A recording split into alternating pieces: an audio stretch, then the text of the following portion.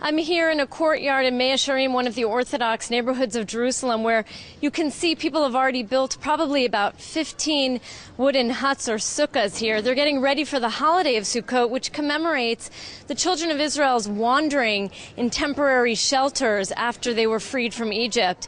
Let's go talk to people and see what it means for the next week, people who will eat and drink and even sleep in the sukkah.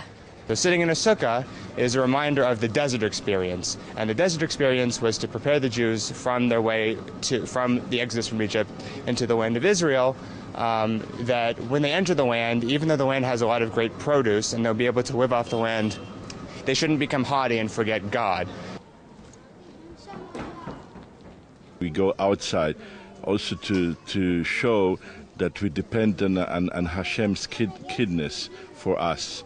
Like He provides us with all what we need in deserts, so we remember that. We remember this Hesed, the kindness of Hashem. So we going outside of the apartment and we live in Sukkah.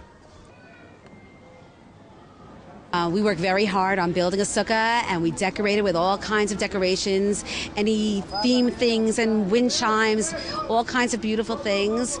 We love to invite guests. We decorate our tables with our finest things, and it's a beautiful time outside.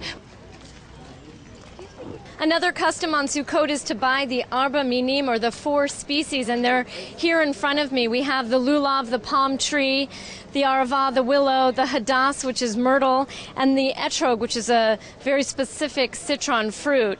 Now, the Jews are commanded in synagogue to hold these all together and shake them in 6 directions. The rabbis say that's to remind us that Hashem, or God, is everywhere. And people spend a lot of time picking out precisely the species they want for the holiday because there's so much symbolism behind them. Let's take a listen to what people had to say.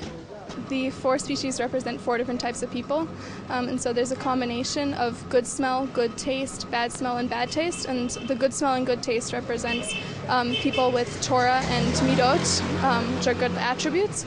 So so the etrog has a good smell and a good taste, so that represents someone with both Torah and midot. I think it represents the persons in the public. I mean, you have the etrog, it's the heart, the best one of Israel, and you have the arava, the opposite of that. It's like you all together. You put not the best people all together. Then we are strong. Then we can. Then we are Am Yisrael. This is Hadassim from Israel, from Sefat, from Kfar Shammai. What you need in the hadas is 3 leaves coming from the same spot, exactly from the same spot. One man can sit on one hadas for 8 hours just to look that it's going to come from the same spot. It says that chut hameshulash lo b'mra yinatek. When you have something, you have 3. If you do something 3 times, you have a chazaka, like it's a stamp, you know? Sukkot ushers in the very last holiday of this New Year season. That's Simchas Torah, which is celebrated on the last day of Sukkot.